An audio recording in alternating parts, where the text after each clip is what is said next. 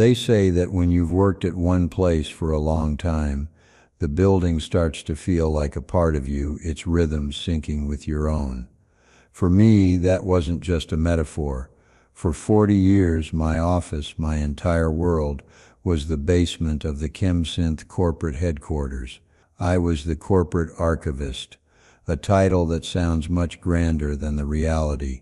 The reality was dust motes dancing in the single beam of light from a high, barred window. The reality was the scent of aging paper, brittle leather, and the faint, metallic tang of the climate control system that was my only constant companion.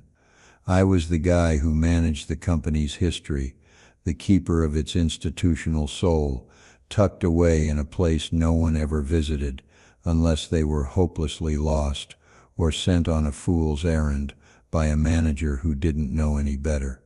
But I loved it. It was a tomb of forgotten triumphs and buried mistakes, and I was its sole dedicated guardian. My name is Arthur, and this is the story of how the very history they paid me to preserve and then chose to discard became the weapon I used to dismantle their future. If you've ever felt overlooked, underestimated, or erased in your own job, you're going to want to hear this. Let me know what you think in the comments, and don't forget to subscribe for more stories just like this one. The end came on a Tuesday.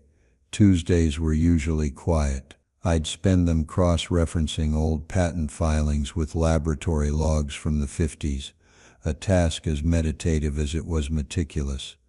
But on this Tuesday, the silence was broken by the squeak of expensive, unfamiliar shoes on the polished concrete floor just outside my archive's heavy steel door. I looked up from a 1968 marketing brief, my reading glasses perched on the end of my nose. The door swung open, not with the usual hesitant push of someone lost, but with a sharp, aggressive shove that made it bang against its rubber stopper. Standing there, silhouetted against the bright, sterile light of the hallway, was Preston, the new CEO. He was everything I wasn't. Young, probably late 30s, with a haircut that cost more than my first car, and a suit so sharply tailored it looked like it could draw blood. He had that aggressive, forward-leaning posture of a man who'd been told his whole life that his opinions were facts.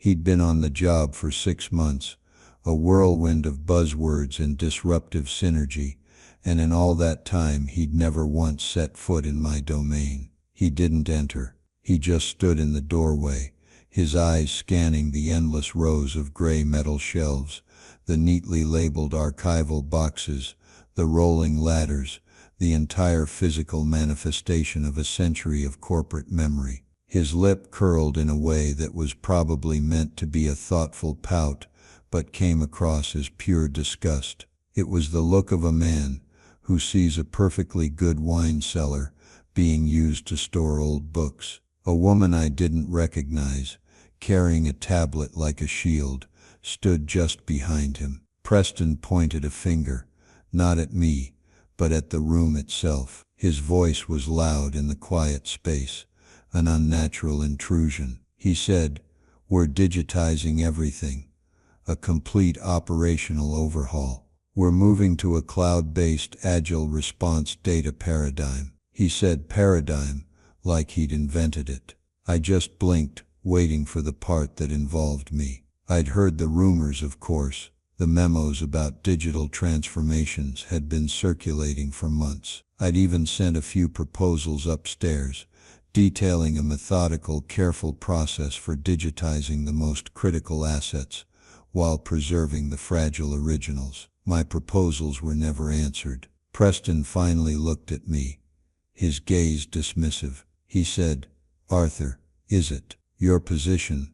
Well, it's redundant. A legacy role in a forward-facing enterprise. I'm sure you understand." I took off my glasses and polished them with a soft cloth from my desk. 40 years. 40 years of coming down to this basement, of breathing this specific air. 40 years of being the only person who knew where the original blueprints for the first manufacturing plant were. the only person who could find the legal records from the patent dispute of '72 that had saved the company a fortune, the only one who knew the stories behind the names on the bronze plaque in the lobby. Redundant. The word hung in the air, heavy and insulting. I said, "I see." What else was there to say? Arguing with a man like Preston is like trying to reason with a thunderstorm. He's not there to have a conversation.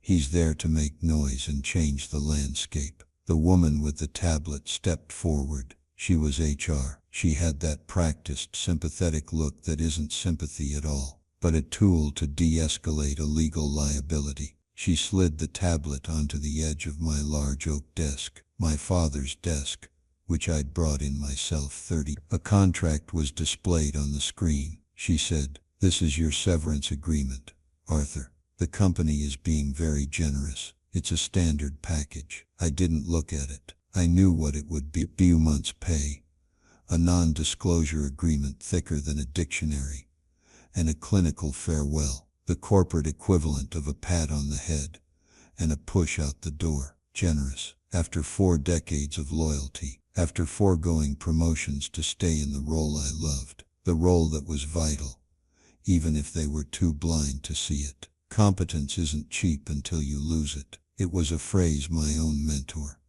the archivist before me, had been fond of saying. It echoed in my head now, with the clarity of a prophecy. Preston was already looking at his watch. He'd allocated maybe 3 minutes for this. 3 minutes to erase a 40-year career. He gestured vaguely at my personal effects.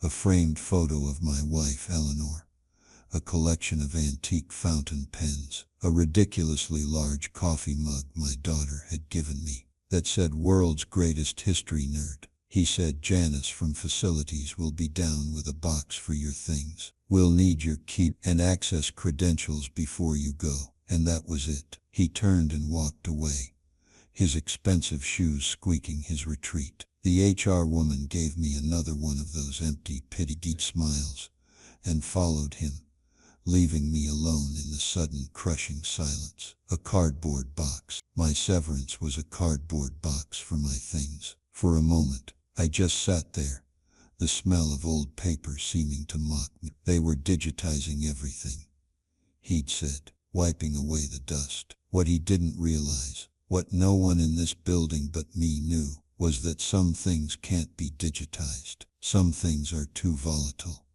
too precious. What he didn't know was that the single most valuable asset this multi-billion-dollar company possessed wasn't stored on any server. It was in this basement, in a heavy lead-lined vault disguised as a fuse box. And in that vault was a small leather-bound chemist's notebook from before the Second World War, its pages filled with a defunct German shorthand that only I, a history buff with a peculiar passion for dead languages, could read. Inside that notebook was the original, complete formula for their flagship product, a chemical compound that accounted for nearly 70% of their annual revenue. The only copy, locked in a vault only I had the key to, a key that was currently on my key ring, nestled right next to the key to my front door. My hand closed around it in my pocket. Redundant, he'd called me. We were about to find out just how wrong he was. The walk from the basement to the front door of the ChemSynth building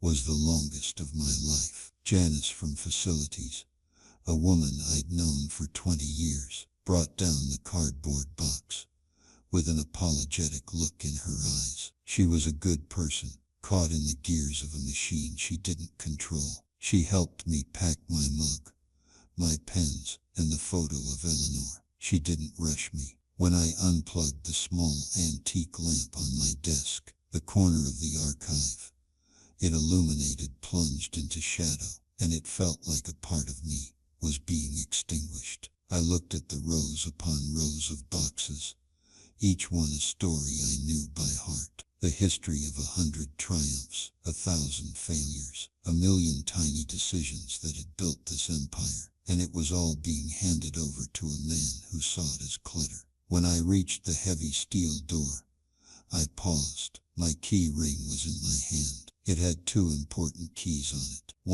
the master key to the archive itself. The other was a small, ornate, strangely shaped brass key. It looked like something from a Gothic novel. That was the key to the vault. I detached the main archive key, the one they knew about, and left it on my desk as instructed. The little brass key, however, I slipped deep into my pocket. It clinked softly against my loose change. A small act of defiance, a seed of an idea I hadn't yet allowed myself to acknowledge. Walking through the main floors was a surreal experience. People I'd known for decades, people from accounting, from marketing, from R&D, saw me with a box and looked away. Their faces were a mixture of pity and fear. Pity for me, fear for themselves. They knew what this meant. If a 40-year veteran could be disposed of so casually, no one was safe. It was the new way of the world, the brutal calculus of modern business. Loyalty was a liability. Experience was an expense. I was a ghost walking through my own life. The box of my personal effects, a cheap cardboard coffin for the man I used to be. The drive home was a blur. I live in a quiet, leafy suburb about 45 minutes from the city. For 40 years that drive was my time to decompress, to shift gears from the silent, dusty world of the past to the warm, vibrant world of my family. Today the world outside my windshield seemed muted. The colors washed out. I pulled into my driveway and just sat in the car for a long time, the engine ticking as it cooled. The box sat on the passenger seat, a silent accusation. I was 62 years old. My pension wasn't fully vested for another 3 years, a detail I'm sure Preston's accountants had noted with satisfaction. The severance package would last a few months, maybe a year if we were frugal. But it wasn't about the money. Not really. It was the sheer breathtaking disrespect. To be erased. To have a lifetime dedication dismissed in 3 minutes by a man who probably thought the Dead Sea Scrolls were a rock band. Eleanor must have seen my car from the window, because the front door opened. She stood on the porch, her face etched with concern. She's a painter and she sees the world in shades and textures I often miss. She saw the storm behind my calm facade instantly. I got out of the car carrying the box, and the look on her face told me she understood everything without me having to say fault. Tavina look on her face told me she understood everything without me having to say a word. She just came down the steps and took the box from my hands, setting it on the porch swing. Then she wrapped her arms around me. I think I stood there for a full 5 minutes, just breathing in the familiar scent of her shampoo, and the faint smell of turpentine that always clung to her clothes. I didn't cry. It wasn't in me. What I felt was colder, heavier. A hollow space had been carved out of my chest. Later that evening, after a silent dinner that neither of us had much appetite for, I went into my study. It's my personal archive, my sanctuary. Books on history, linguistics, cryptography, maps of ancient battlefields on the walls. It was here that I nurtured the skills that made me so uniquely qualified for my job, and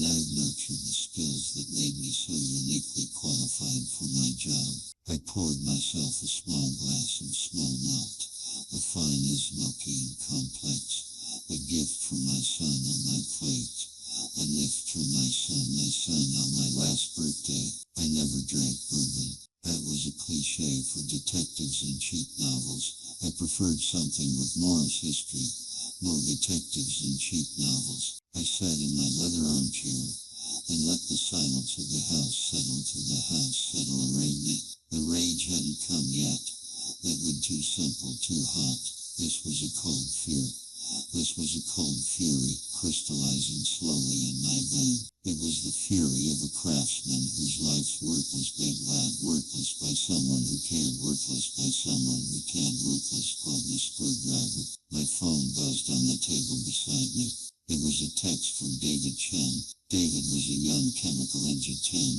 David was a young chemical engineer, brilliant and ambitious. Had mentored him when he first joined the company, guiding him through the labyrinthine arcane, to the labyrinthine arcane, to the labyrinthine arcane.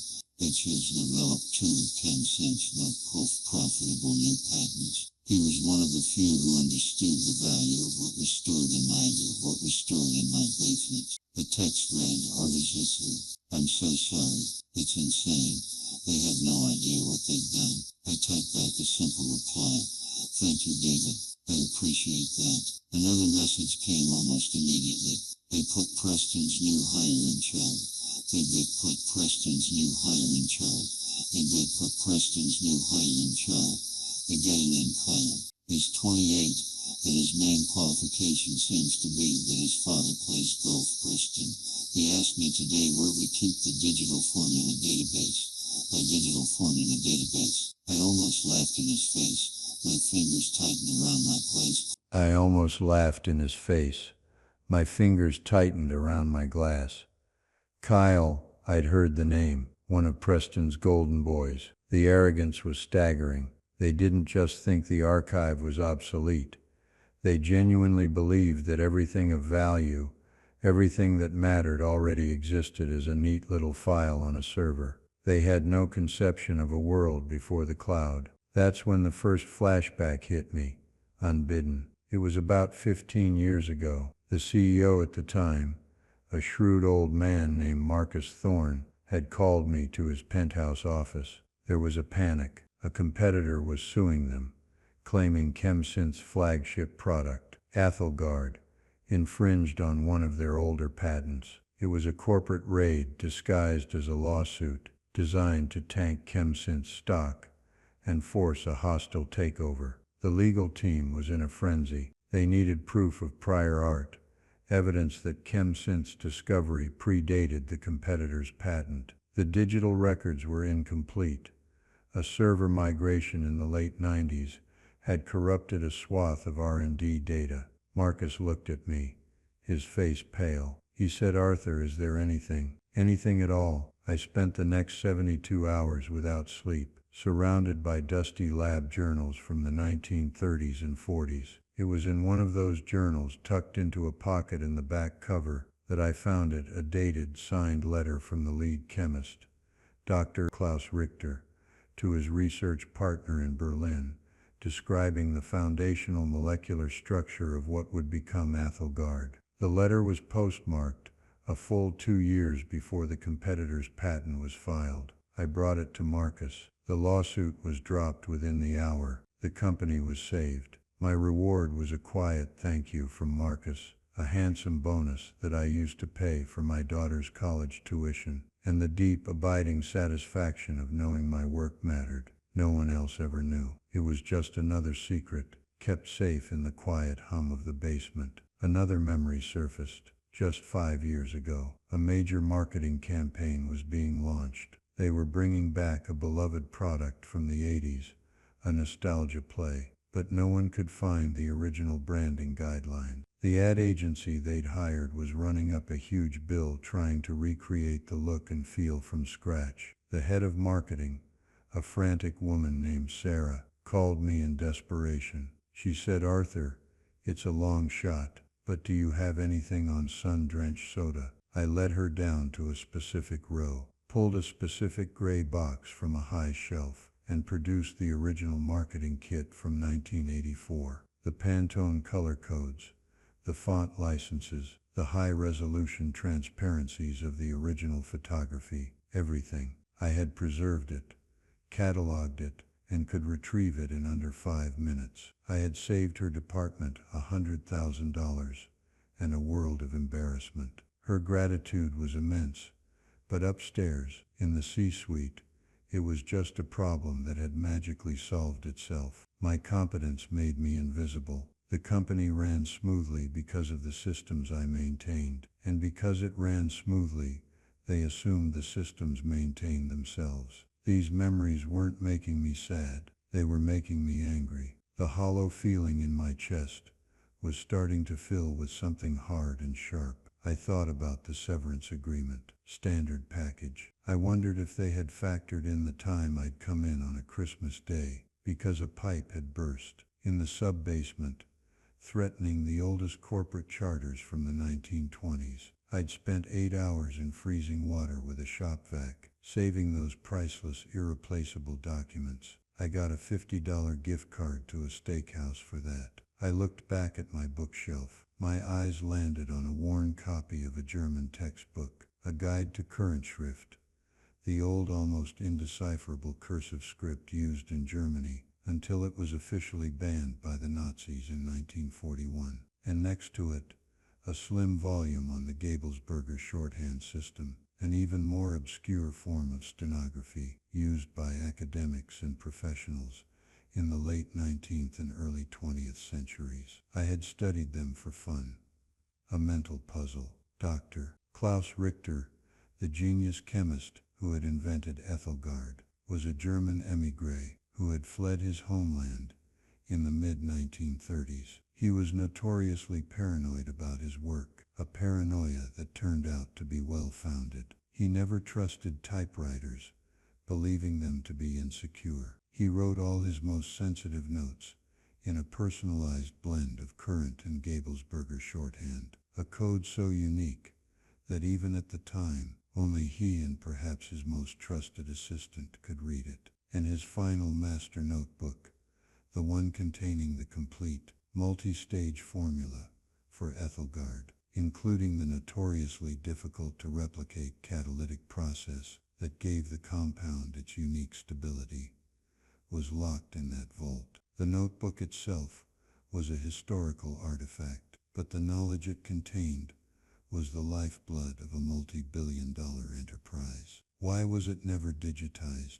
That was a story in itself. My predecessor, a man named Robert, had been personally tasked by Dr. Richter's family with preserving his legacy. Robert believed that digitizing the formula was a security risk. A digital file can be copied, stolen, leaked. A physical book, written in a dead code and locked in a vault, was secure. When I took over, I understood his logic. The formula was also known to be chemically volatile. During synthesis, the notes contained warnings about temperature and pressure sensitivities that were scribbled in the margins. The idea of scanning these delicate, nuanced instructions into a cold, flat PDF seemed like a form of sacrilege, a potential loss of crucial information. We talked about it once, the board and I, years ago.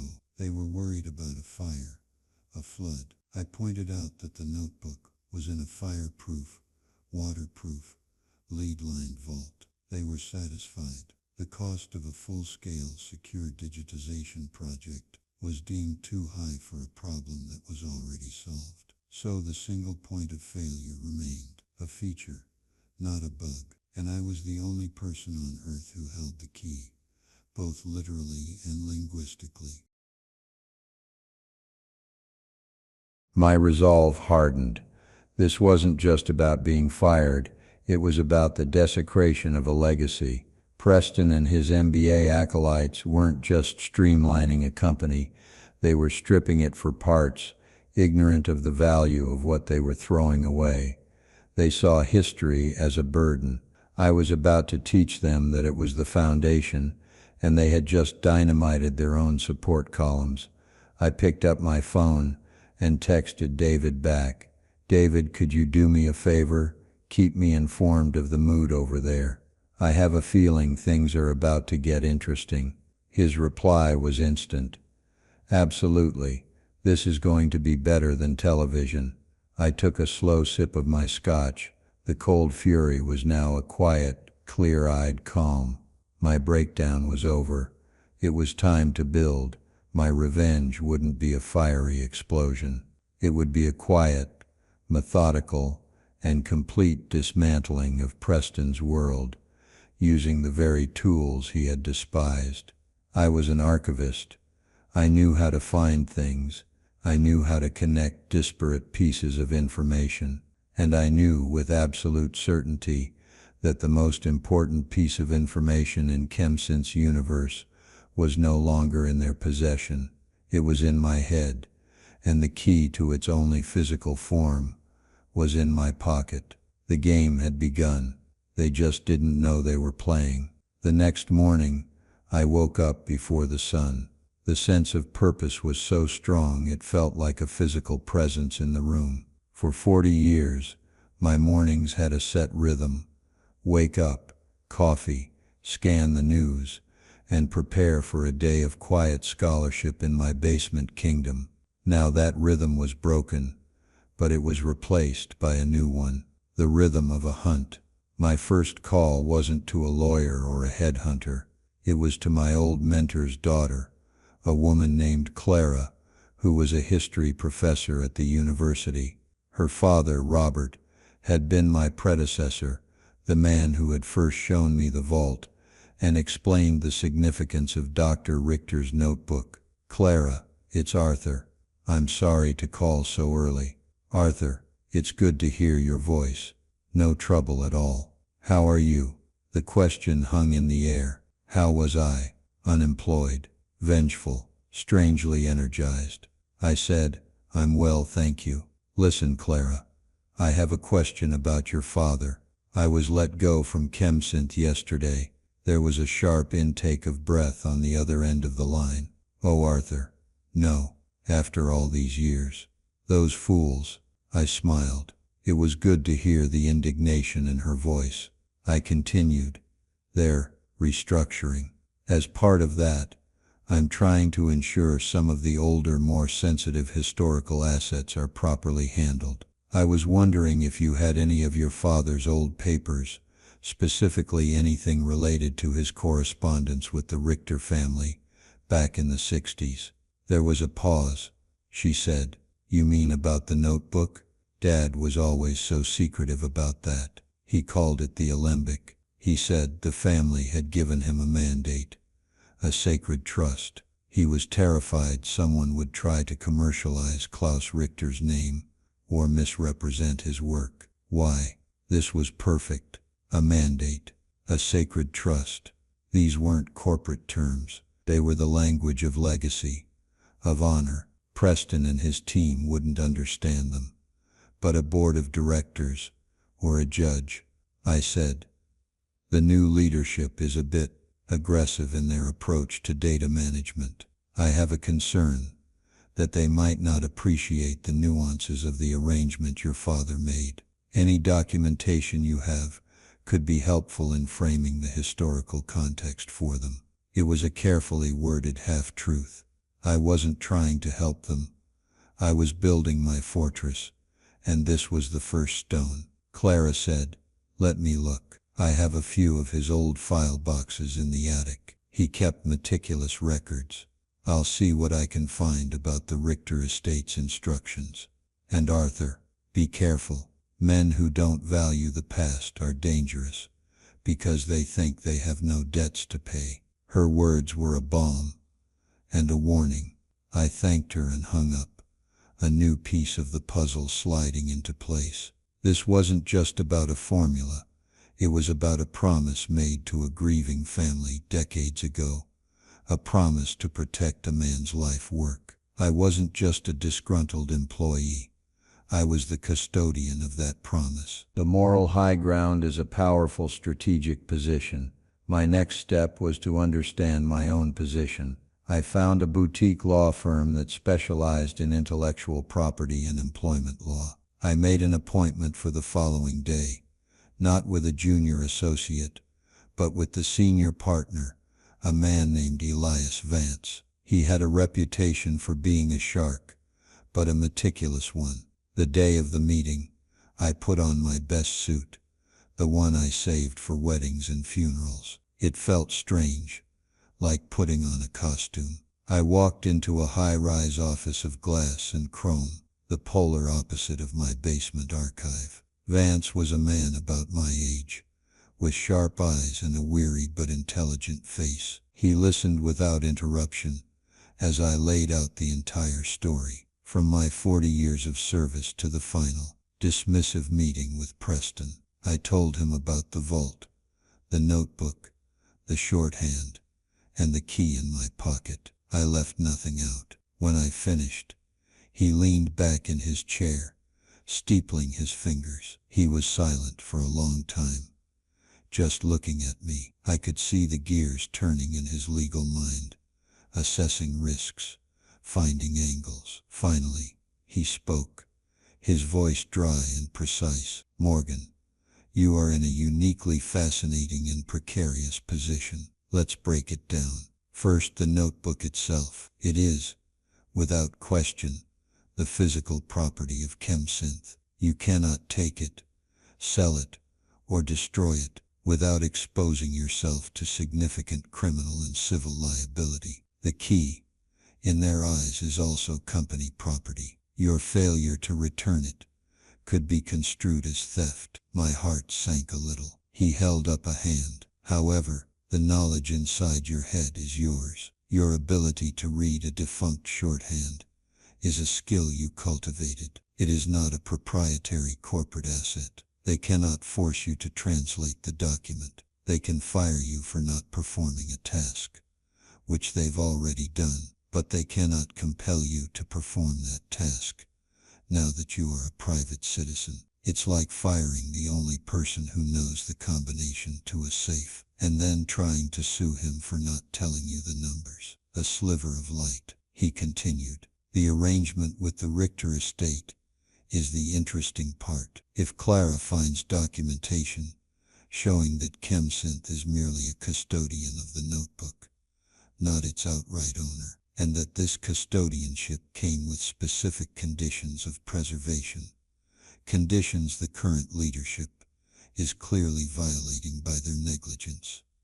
then your position becomes much stronger. You are no longer just a fired employee. You are a potential witness in a massive breach of fiduciary duty case that the Richter estate could bring against them." This was more than I had hoped for. Vance's mind was like a rapier, cutting through the fog. He leaned forward, a predatory gleam in his eye. "So here is what we do, or rather, what you do. You do nothing. You go home.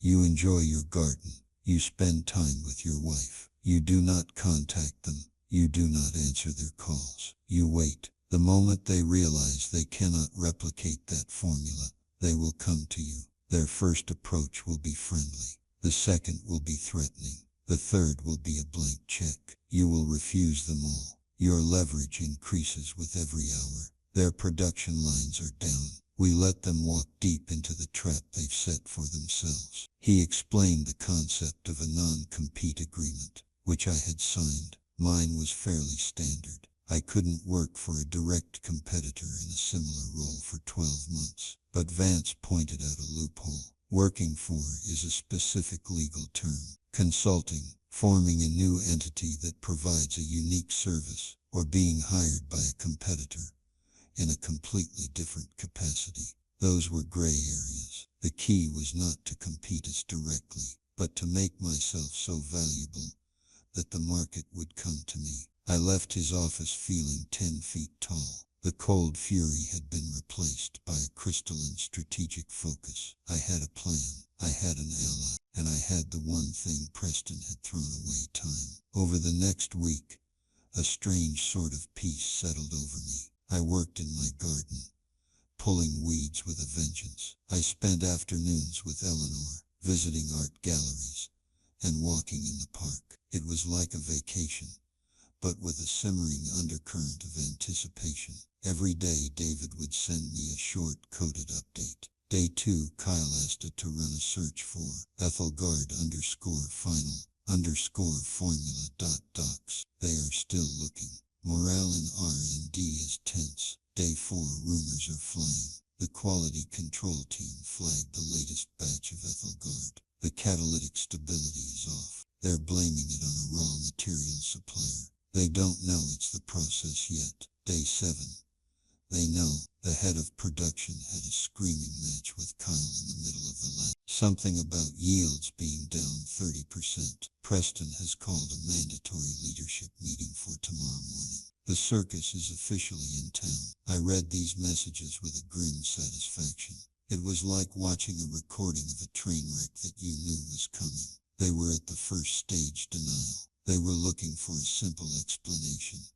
A faulty machine or a bad shipment. They were constitutionally incapable of believing that the problem was systemic, that the knowledge they needed wasn't just missing. It was in a format they couldn't even comprehend. Then, on the 8th day, Clara called back. Her voice was trembling with excitement. "Arthur, you will not believe this. I found it. A whole file. It contains the original notarized agreement between my father, representing ChemSynth and the Richter estate. It's not a sales contract. It's a trust agreement. ChemSynth doesn't own the notebook. They are its legal custodian. ChemSynth doesn't own the notebook. They are its legal custodian. The agreement stipulates, and I'm quoting here, the notebook is to be preserved in its original physical state, under secure non-digital conditions, to protect the integrity of Dr. Richter's intellectual and moral rights. It even specifies that any change in its handling requires the unanimous consent of the 3 surviving Richter heirs. I felt a jolt,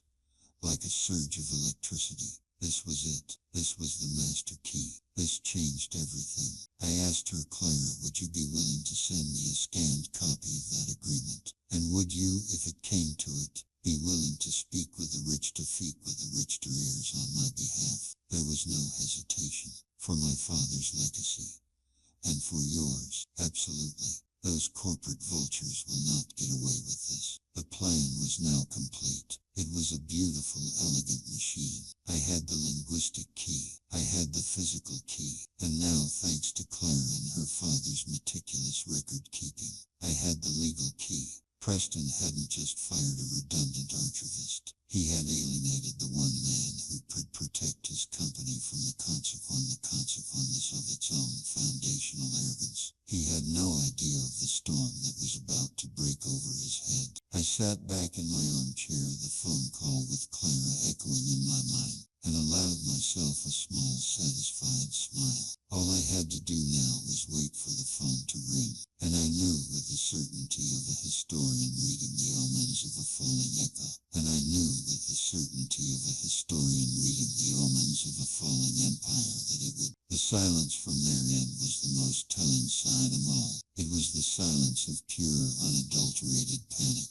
The first 10 days of my forced retirement, says Vanek. The first 10 days of my forced retirement were a steady and quiet patience. I had my strategy, I had my legal footing, and I had my insider. All I needed was for the reality of the situation to dawn on the occupants of the ChemSynth C-suite. David's text painted a picture of escalating confusion. The problem with the Ethelgard compound was no longer a secret.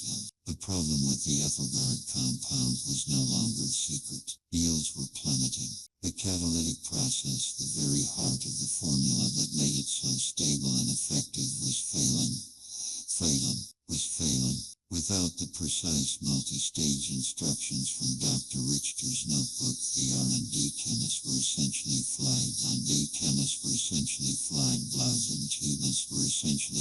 blind. They were brilliant scientists, but they were trying to recreate a masterpiece with only a blurry photograph to guide them. On the morning of the 11th day it happened. My phone rang. At the 11th day it happened. My phone rang. The caller ID was plugged. I let it ring 4 times. A small side. I let it ring 4 times. A small times. "Hello, Arthur?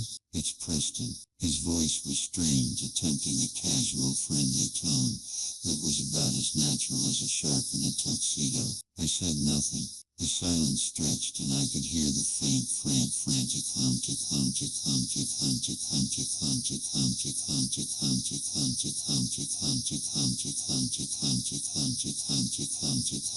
"Listen, Arthur, bit of a strange situation over here. We seem to have misplaced some of the legacy data for the Ethelgard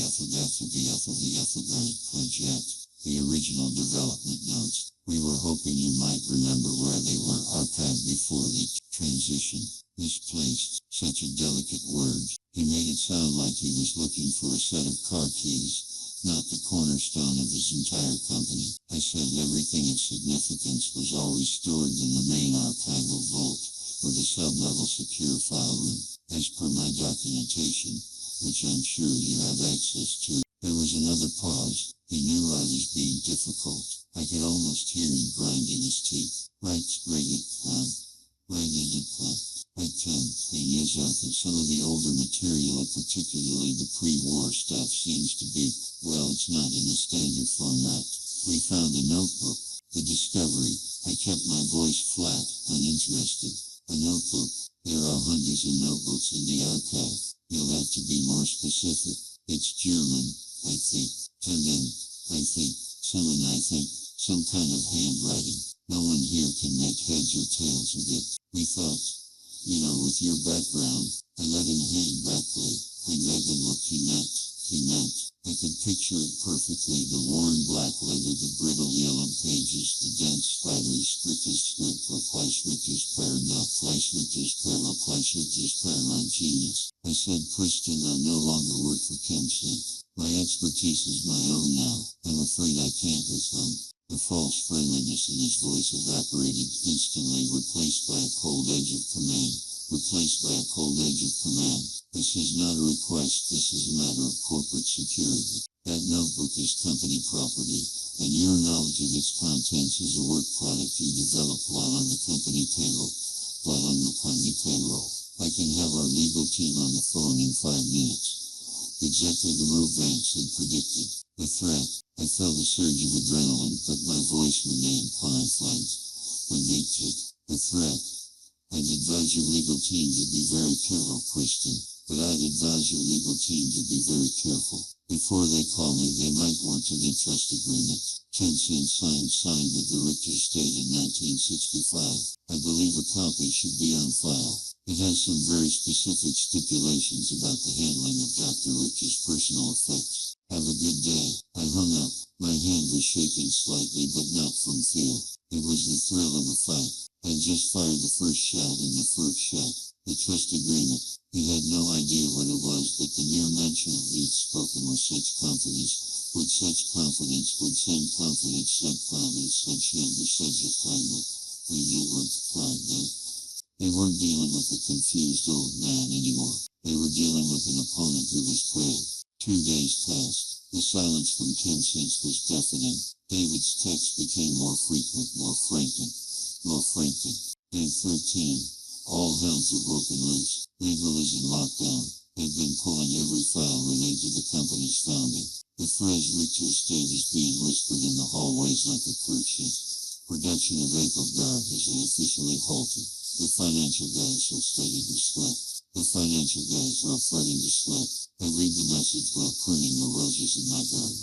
It was a perfect sunny afternoon. The contrast was exquisite. While their billion-dollar empire was grinding through fungicide, I made to use fungicide on my prize winning use fungicide on this point. I decided to make my next move. Waiting was effective, but calculated action was better. I wasn't going to sit back and let them control the narrative. I was going to create my own.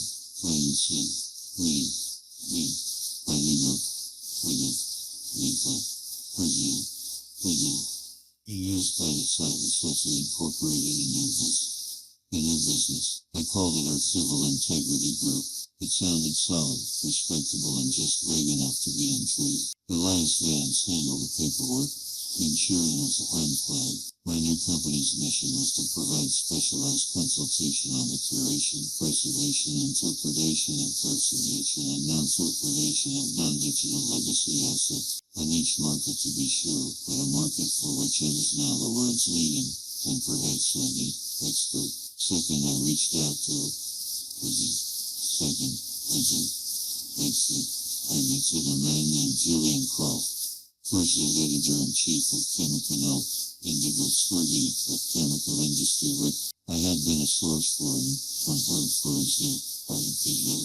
a reliable and honest voice who could provide context on the industry's evolution. We had a relationship built on mutual respect. I call him Yusuf. I knew he was built on mutual respect. I call him Yusuf Ashley Knockford. I called him Julian. It's over, Morgan. I did nothing. I did good something, but it's a big one. We met for lunch at a quiet, old-school Italian restaurant. A timeless checkered tablecloths and record, and waitress who'd been there for 30 years. I told him everything. The firing Preston's digital transformation.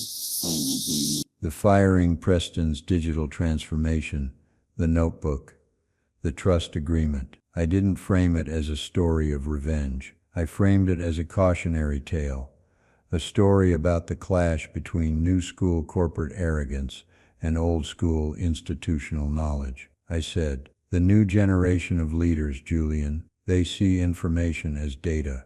They think if it's not searchable, it's not valuable. They're about to learn a very expensive lesson in the difference between a database and a legacy. Croft was practically salivating. This was the kind of deep inside story that journalists dream of. A story about hubris and consequence at the highest level of a major corporation. He understood the stakes immediately. The halt in Ethelgard production would soon become public knowledge when they missed their next quarterly earnings projection. The stock would plummet. Questions would be asked. My story was the answer to all of those questions. He agreed to hold the story, but to have it ready to go the moment I gave him the green light. He would start digging, independently verifying what he could about the production stoppage and the rumors swirling around the legal department. My narrative now had a delivery system.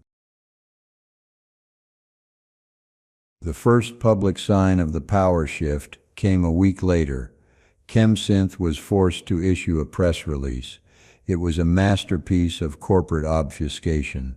They announced a temporary voluntary suspension of Ethelgard production due to a supply chain review to ensure product quality and consistency. They were trying to control the damage, to frame it as a proactive measure. The market didn't buy it. Their stock dropped 7% in a single day. Analysts were skeptical. Supply chain review was a well-known euphemism for we have a massive unexplained problem. This was the moment. I called Julian Croft. I said, run it. The next morning, Chemical Industry Weekly published an explosive article with the headline, ChemSynth's multi-billion-dollar secret. Does a lost notebook hold the key to Ethelgard? The article was a bombshell. It didn't name me directly, referring to me only as a recently terminated veteran archivist with 4 decades of experience. But it laid out the core of the story with chilling precision. It spoke of a pre-war chemist's notebook written in an obscure shorthand. It mentioned the halt in production, and most devastatingly, it quoted anonymous sources from within ChemSynth's legal department who were gravely concerned about a potential breach of a decades-old trust agreement with the original inventor's estate. The story spread like wildfire. The Wall Street Journal picked it up. Then Bloomberg. The narrative was no longer ChemSynth's to control. It was mine. The supply chain issues was exposed for the lie it was. The company was in free fall, and everyone now knew why. They had lost their own formula. It was a story so unbelievable, so deeply incompetent, that it was instantly iconic. The legend of the corporate giant brought to its knees by a dusty old book. And then the exodus began. It started with David. He called me the day the article was published. Arthur, that was a work of art, a masterpiece. The office is in a state of chaos I can't even describe. Preston is a ghost. He's just walking around pale and silent. The board has called an emergency meeting. I'm submitting my resignation this afternoon. I said, David, are you sure? He laughed, a genuine happy sound. I've never been more sure of anything in my life.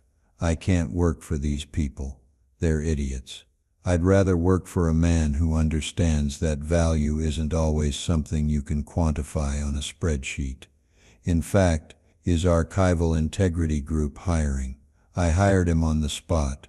He wasn't just a brilliant chemist. He was a symbol. His departure would send a message to everyone else in R&D. And it did. Within 48 hours, two of the other senior chemists from the Athelgard team had submitted their resignations.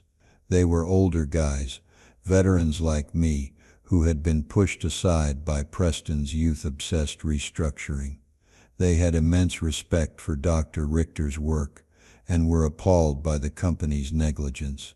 They didn't even ask for a job. They just told me they were available if I needed them. I told them to be patient. The talent drain was the one thing Preston couldn't have anticipated. He thought people were interchangeable, just numbers on a payroll. He didn't understand that in a specialized field like ours, talent follows talent. Loyalty isn't to a logo on a building, it's to the people who enable you to do your best work. I hadn't poached anyone. I had simply created a lifeboat, and the smartest people on the sinking ship were swimming for it. The inevitable desperate call from Preston came that Friday evening. I was enjoying a quiet dinner with Eleanor when my phone rang. I recognized the number of his direct line. I put the call on speakerphone so Eleanor could enjoy the show.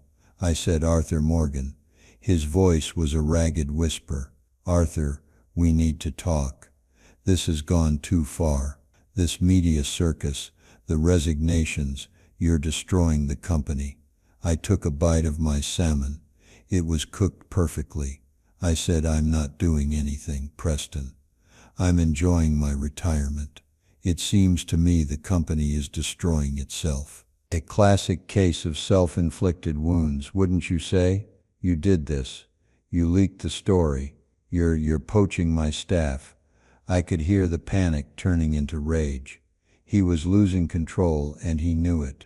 I said, "I haven't spoken to a soul from ChemSynth who didn't contact me first. It seems you've fostered a work environment where your most valuable employees feel their best option is to leave. That's a management issue, not a me issue. Competence isn't cheap, Preston, but you learn its true cost when it walks out the door." He tried a different tactic, the plea. "Look, Arthur, name your price. Just name it. We need you to come back. We need you to translate the notebook. I can offer you a VP title, a corner office, a new contract, double your old salary, triple it. Whatever you want. Just make this stop." It was the offer he should have made years ago, the respect he should have shown from the beginning. But it was too late. The balance of power had irrevocably shifted. It wasn't about a salary or a title anymore. It was about principle. I said, "Preston, you don't seem to understand. You can't buy back what you threw away. You didn't just fire an employee. You broke a sacred trust with the Richter family. You desecrated a legacy. And you showed your entire company that you value buzzwords more than you value brilliance. There is no price you can offer me that would make me want to work for a man like you. However, Archival Integrity Group does offer consulting services. Our rates are significant, and we would require some rather dramatic changes in your company's leadership structure before we would even consider an engagement." I let that hang in the air. The implication was clear. I wasn't coming back. I was offering to be their savior, but on my terms. And my first term was his head on a platter. There was a long, choked silence on the other end of the line. I could picture him in his sterile minimalist office, the view of the city lights behind him mocking his powerlessness. He had everything a man could want, but he was missing the one thing he needed. And the only man who could give it to him was the redundant old man he had cast aside. He finally whispered, "What have you done?" I smiled. I said, "I've simply allowed history to take its course."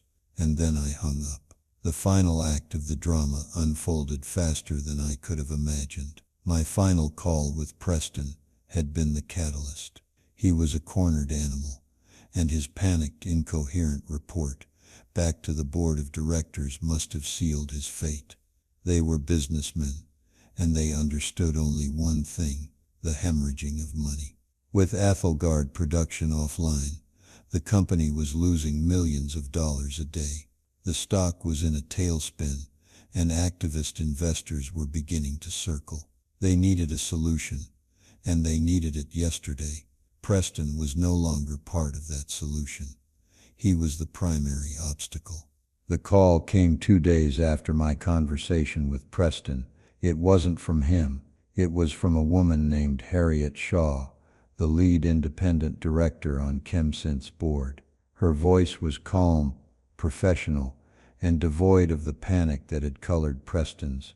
She was old school, a corporate veteran who had seen everything. She said, "Mr. Morgan, my name is Harriet Shaw. I believe we have a great deal to discuss. Would you be available to meet with myself and the chairman of the board tomorrow morning?"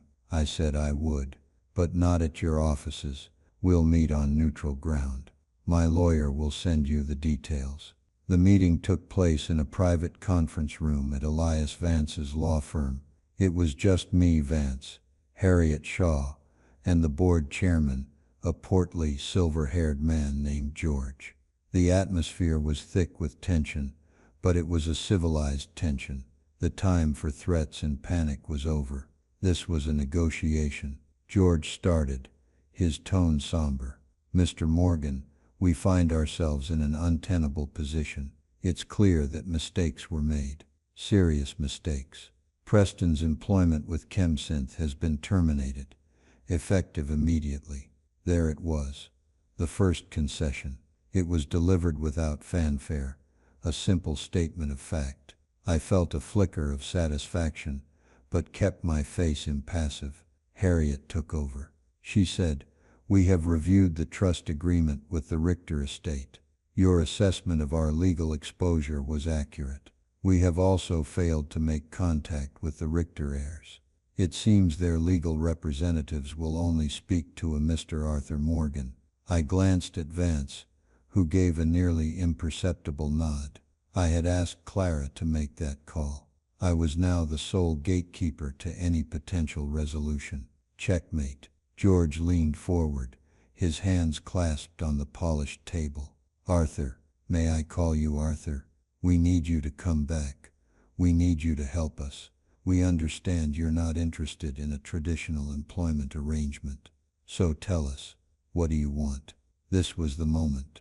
The culmination of 40 years of quiet service and 3 weeks of calculated warfare. I looked across the table at the two most powerful people at ChemSynth, and I saw fear in their eyes. Not for me, but for their own survival. I slid a single sheet of paper across the table. It was a proposal from the Archival Integrity Group. Vance had helped me draft it. It was simple, elegant, and brutal. I said, "Archival Integrity Group will agree to a 3-month consulting engagement with ChemSynth for a one-time non-negotiable fee of $10 million. Harriet didn't flinch. I continued, "During this engagement, my team, which includes Dr. David Chen and 2 other former ChemSynth senior chemists, will undertake a complete audit of your archival assets. We will oversee the process of accessing and interpreting Dr. Richter's notebook. We will not be providing a simple translation. We will provide a comprehensive technical brief and process manual for the synthesis of Athelgard, a document that should have been created 50 years ago. This document, the Athelgard Protocol, will be the intellectual property of ChemSynth upon completion." Vance added, "In addition to the fee, Mr. Morgan will be granted a seat on the ChemSynth Board of Directors for a term of no less than 5 years, with a standard director's compensation package. This is to ensure that a mistake of this magnitude, this failure to respect institutional knowledge, never happens again." Finally, I delivered the killing blow. I said, "And one last thing, I want a public apology, not to me, to the memory of Dr. Klaus Richter, and to the employees of this company for the gross mismanagement and negligence that put all of their livelihoods at risk." George looked like he was going to have a stroke. $10 million. A board seat. A public apology. It was unprecedented. He started to bluster, to talk about fiduciary duty to the shareholders, about the absurdity of the demands. Harriet held up a hand, silencing him. She looked directly at me, her gaze unwavering. She was a pragmatist. She was doing the math. 10 million was a pittance compared to the billions they were losing. The board seat was a bitter pill, but it would signal to the market that they were serious about fixing their culture. The apology was free, she said. We agree. Just like that. 3 words. The war was over. The following Monday, I walked back into the ChemSynth building. It was a different experience this time. The security guard, at the front desk, a man I'd greeted every morning for 15 years, stood up a little straighter. He said, "Good morning, Mr. Morgan." The news of my return, and the terms of it, had already spread. As I walked toward the elevators, people didn't look away. They met my eye. They nodded. Some of them even smiled. I wasn't a ghost anymore. I was a legend. Harriet Shaw met me at the elevator. She personally escorted me down to the basement. To my basement. The door was open. The lights were on. It was just as I had left it, but it felt different. It was no longer a forgotten tomb. It was the heart of the company, and I was its master. She gestured to the heavy steel door. She said, "After you, Arthur."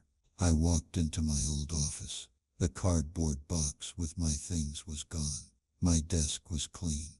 On it sat a single item, a brand new high-security key card. It had my picture on it, my name, Arthur Morgan, and my new title, Senior Consultant, Board of Directors.